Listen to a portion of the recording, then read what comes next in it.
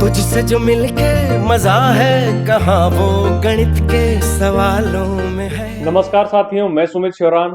SSC किरण chapter wise 9500 plus की series में ये हमारी रेशियो एंड प्रोपोर्शन यानी अनुपात एवं समानुपात की 5वीं वीडियो है। तो चलिए स्टार्ट करते हैं आज का पहला क्वेश्चन। देखिए भाई, यदि 2r बराबर दिया है h प्लस अंडर रूट का r square plus h square, तो आपसे पूछा है r और h का अनुपात क्या होगा। ऐसे क्वेश्चंस के अंदर आपके पास चार ऑप्शंस है, आप फटाफट चारों ऑप्शंस पुट करके देख सकते हैं। जो ऑप्शन सेटिस्फाई कर जाए वही आपका आंसर, टिक लगा के आगे बढ़ो, ठीक है। और अदरवाइज इसका सॉल्यूशन मैं आपको बता देता हूं। देखो, इस h को पहले इस तरफ ले आओ, आपको मिल जाएगा 2r माइनस h बराबर में अंडर रूट का r square plus h square, ठीक है। अब दोनों तरफ स्क्वायर कर दो, दोनों तरफ वर्ग कर दो, तो यहाँ पे a माइनस बी का होल स्क्वायर यानी a square plus B square minus 2ab, तो ऐसे मुझे मिलेगा 4r स्क्वायर प्लस में h स्क्वायर माइनस में 4rh बराबर में ये r square plus h square, ठीक है।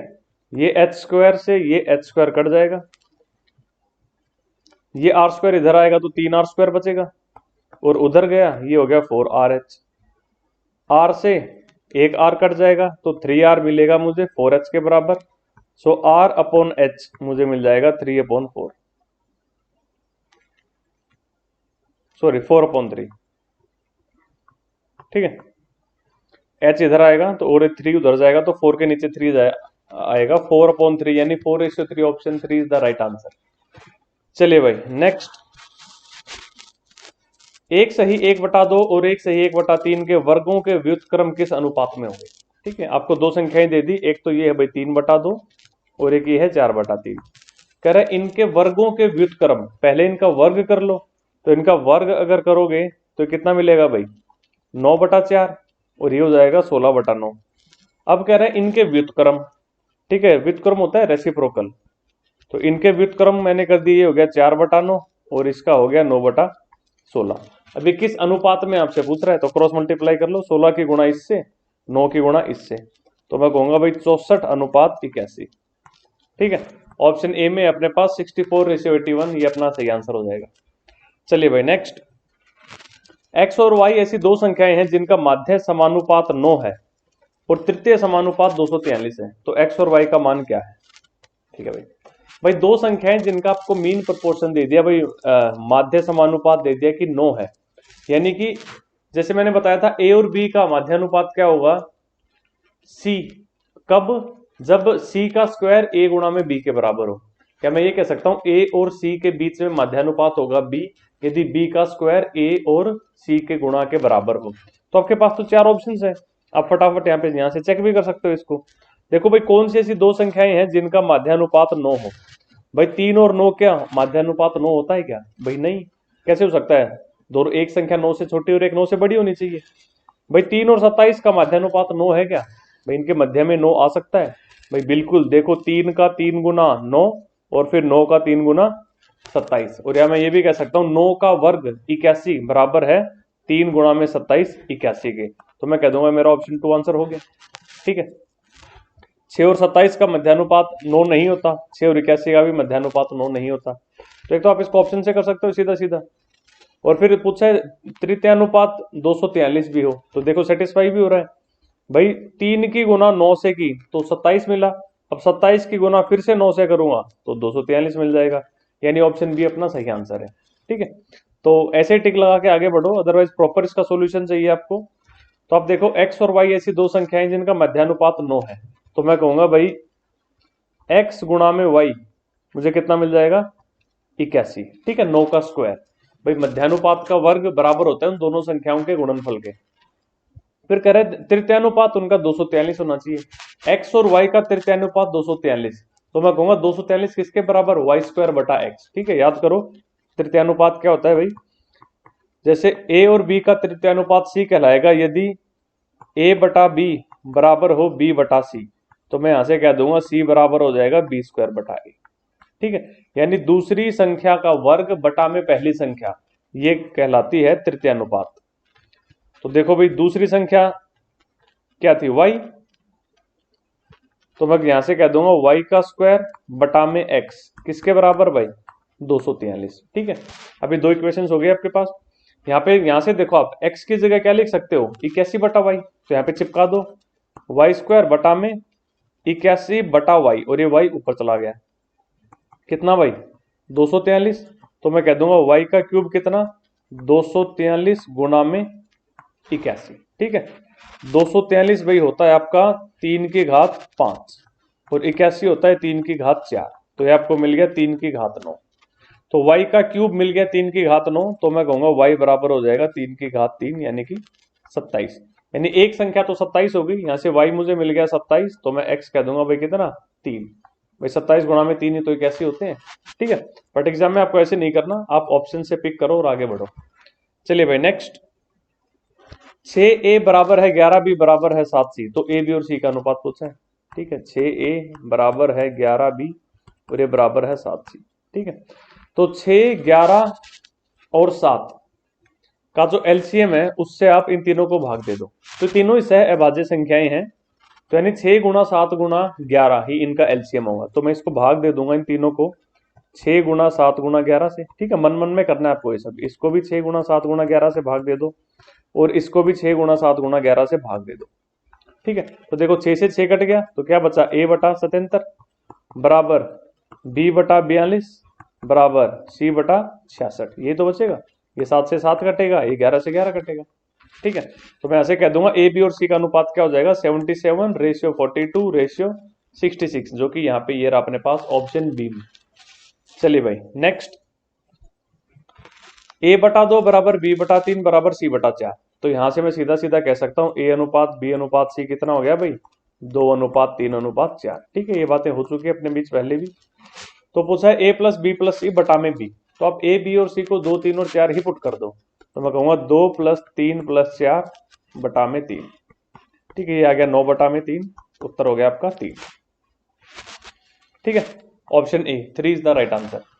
चलिए भाई नेक्स्ट, दो ऐसी संख्याओं को ज्ञात करें जिनका मध्य समानुपातिक 18 और तृतीय समानुपातिक 144 हो। भाई दो ऐसी संख्याएं जिनका मध्यानुपात 18 हो, तो आपके पास 4 ऑप्शन है, फटाफट चेक कर लो भाई किसका होता है।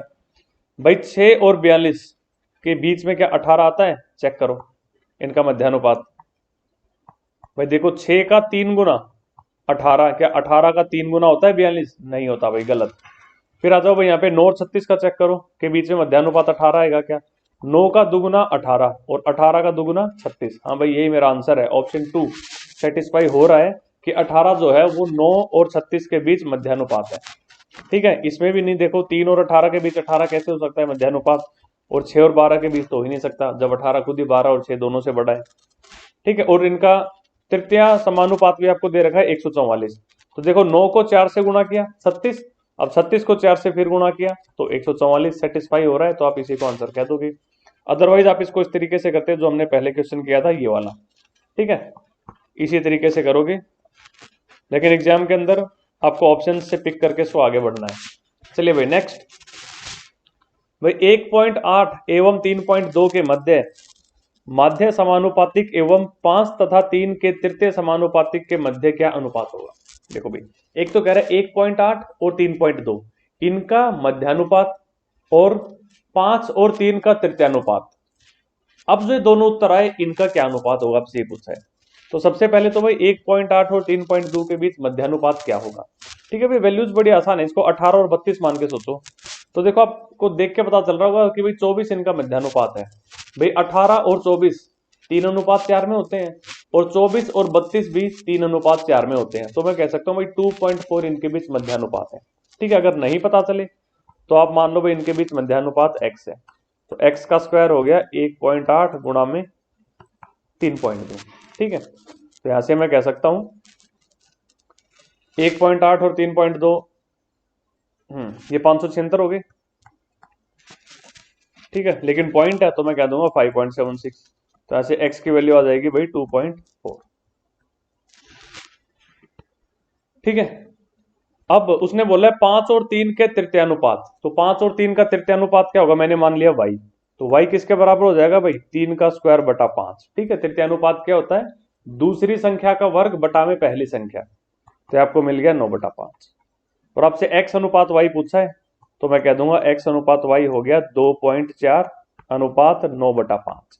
क्रॉस मल्टीप्लाई कर दो, 5 इससे गुणा होगा तो बन जाएगा 12 और वो हो गया 9। 12 अनुपात 9 मतलब कि भाई 4 अनुपात 3 कहाँ है, ये रहा ऑप्शन बी में। 4:3 इज द राइट आंसर। चलो भाई आगे बढ़ो नेक्स्ट। एक पिता तथा पुत्र की वर्तमान आयु का योगफल 100 वर्ष है। ठीक है, पिता और पुत्र दोनों की आयु को मिला दें तो 100 वर्ष बन जाती है। 5 वर्ष पहले उनकी आयु 2:1 में थी। ठीक है, तो 5 वर्ष पहले वो दोनों 5-5 साल छोटे थे। अगर आज उनकी आयुओं का योग 100 वर्ष है तो 5 वर्ष पहले उनकी आयुओं का योग 90 वर्ष रहा होगा, क्योंकि दोनों ही 5-5 साल छोटे थे। और वो कह रहा है 5 वर्ष पहले उनकी आयु 2:1 में थी।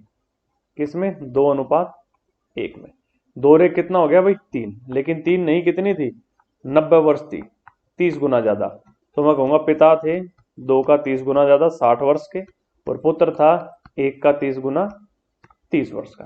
ठीक है, अब ये तो थे 5 वर्ष पहले। फिर वो कह रहा है 10 वर्ष पश्चात पिता तथा पुत्र की आयु का अनुपात क्या होगा।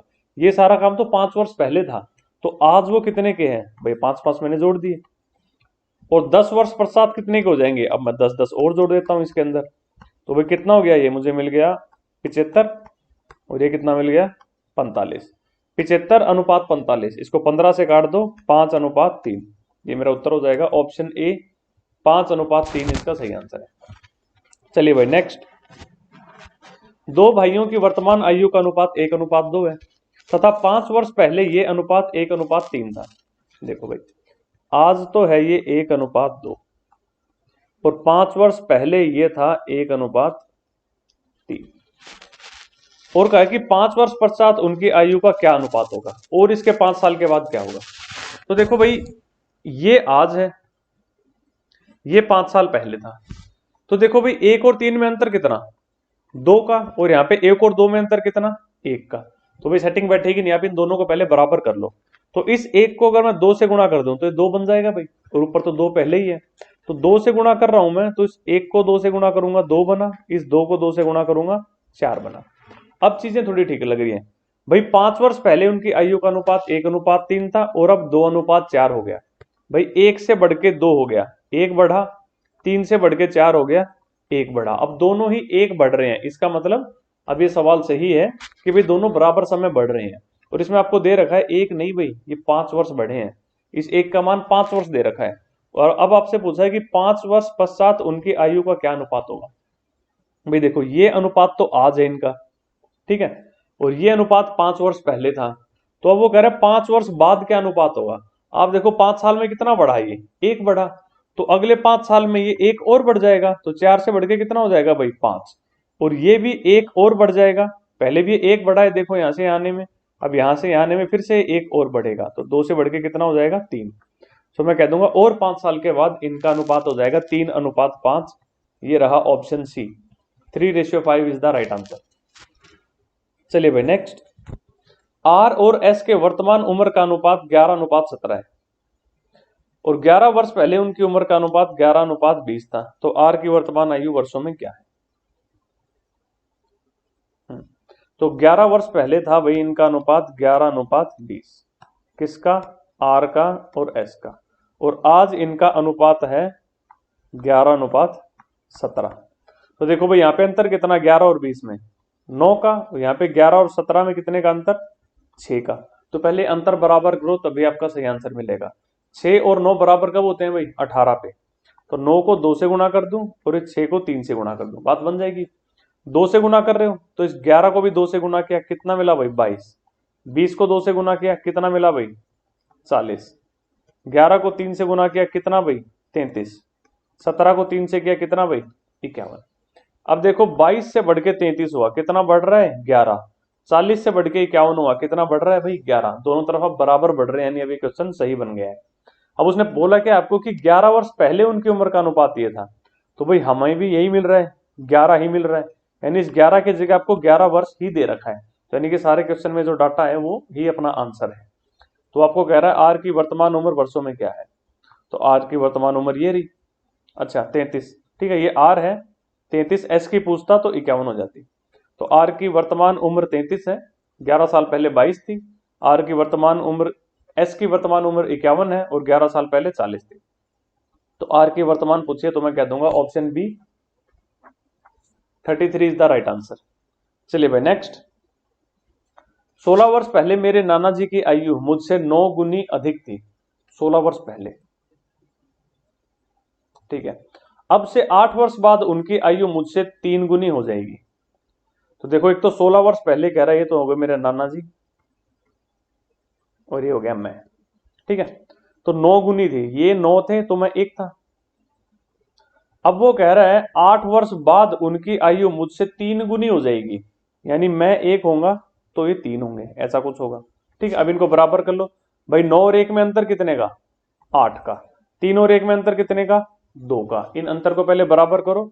इस 2 को 4 से गुणा कर दूं तो बात बन जाएगी। तो 3 की गुणा 4 से कितना भाई? 12। 1 की गुणा 4 से कितना भाई? 4, ठीक है।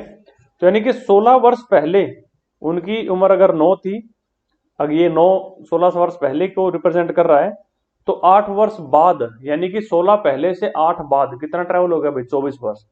यानी यहां से यहां आने में कितने समय लग गया भाई? 24 वर्ष। कितना बढ़ रहा है? 9 से 12 आ रहा है तो 3, यानी ये 3 बराबर दे रखा है आपको 24 वर्ष के, ठीक है। यहां पे भी देख सकते थे आप, 1 से बढ़ के 4 हो रही है, कितना बढ़ रहा है? 3। तो 3 आपको बराबर दे रखा है 24 वर्ष के, फाइन। तो उसने बोला क्या है? अब से 8 वर्ष बाद उनकी आयु 3 गुनी हो जाएगी। फिर बोला है कि 8 वर्ष पहले मेरी आयु का मेरे नाना की आयु से क्या अनुपात था। देखो भाई, तो आज के टाइम की मैं बात करूं, वो बंदा यहां कहीं है। एक तो उसने बात की 16 वर्ष पहले, यानी ये डिस्टेंस था 16 वर्ष, और ये डिस्टेंस उसने दिया है भाई 8 वर्ष। 16 वर्ष पहले का अनुपात और फिर 8 वर्ष बाद का अनुपात। तो अब उसने पूछा है फाइनली 8 वर्ष पहले मेरी आयु का मेरे नाना की आयु से क्या अनुपात था। तो 8 वर्ष अगर मैं पीछे जा रहा हूं, तो एक तो ये देखो, ये टोटल 16 और 8 जो 24 वर्ष बने, ये 3 रिप्रेजेंट कर रहा है 24 वर्ष को। तो 8 वर्ष को कितना रिप्रेजेंट करेगा? 24 वर्ष 3 से रिप्रेजेंट हो रहा है, तो मैं कहूंगा 8 वर्ष किससे रिप्रेजेंट होगा भाई? 1 से, ठीक है।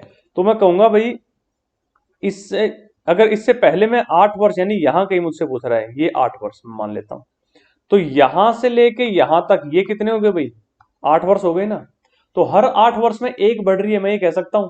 तो देखो 3 वर्ष, 3 बढ़ी है 24 वर्ष में, तो हर 8 वर्ष में 1 बढ़ रही है, तो मैं कहूंगा भाई 1 बढ़ गई थी 8 वर्ष के बाद, कितनी हो गई थी? 10, ठीक है। मैं पेन चेंज कर लेता हूं इसके अंदर, यहां पे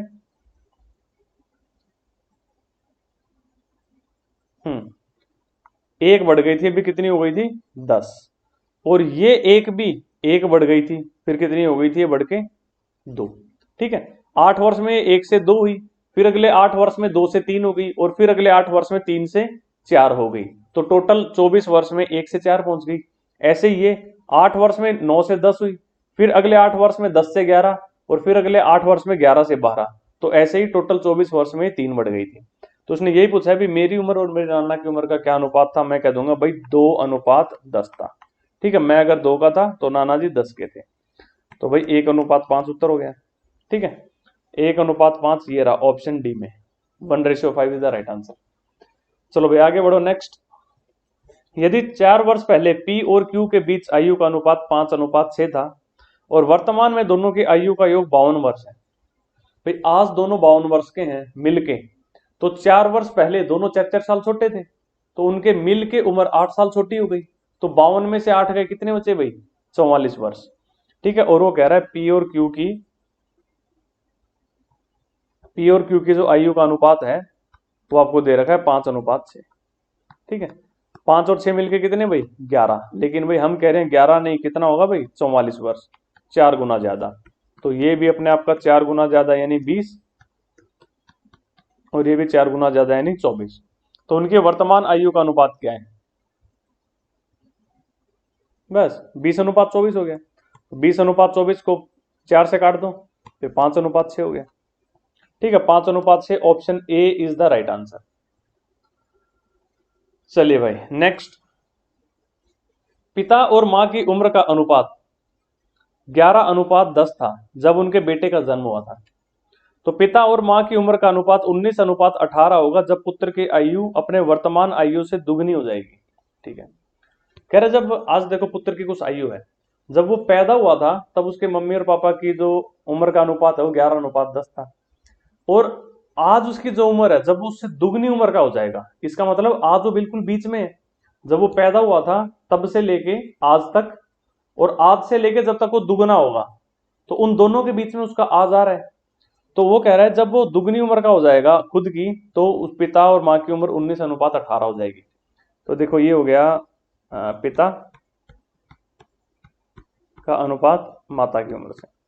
ठीक है, कह रहा है जब वो पैदा हुआ तब इनका अनुपात था 11:10, आज वो यहां कहीं है, और जब इसकी दुगनी उम्र हो जाएगी उसकी तब उनका अनुपात हो जाएगा 19:18। देखो भाई 11 और 10 के बीच अंतर कितना, 1। 19 और 18 के बीच अंतर कितना, 1। तो क्वेश्चन पहले से ही सेट है, ऑलरेडी दोनों का अंतर 1 है। अगर बराबर नहीं बन रहा होता तो हम इसको बराबर कर लेते हैं। तो उसने बोला है कि देखो जितनी, ये देखो आज वो बीच में है, तो जितनी दूरी ये है उम्र में उतनी दूरी ये भी है भाई उम्र में। ठीक है, तो अब यहाँ पे जो भी संख्या होगी भाई, यहाँ पे आज की अगर मैं बात करूं तो वह इनके बिल्कुल बीच में होंगी। वो 11 और 19 का बीच यहाँ आएगा और 10 और 18 का बीच यहाँ पे आएगा भाई, तभी तो कहलाएगा वो बिल्कुल बीच में। भाई जब वो पैदा हुआ था तब से लेके आज तक, और आज से लेके तब तक जब तक वो आज की दुगनी उम्र का हो जाएगा। ठीक है, तो आज जो है वो उसका बिल्कुल बीच में है, पैदा होने से लेके दुगनी उम्र तक के। तो मैं कहूंगा 11 और 19 के बीच में क्या आता है भाई, 11 और 19 को जोड़ो और 2 से भाग दे दो, कितना भाई 15। 10 और 18 के बीच में कितना आता है भाई 14। यानी आज उसकी पिता और माता की उम्र का अनुपात है 15:14, जो कि हो गया option A, 15:14 is the right answer.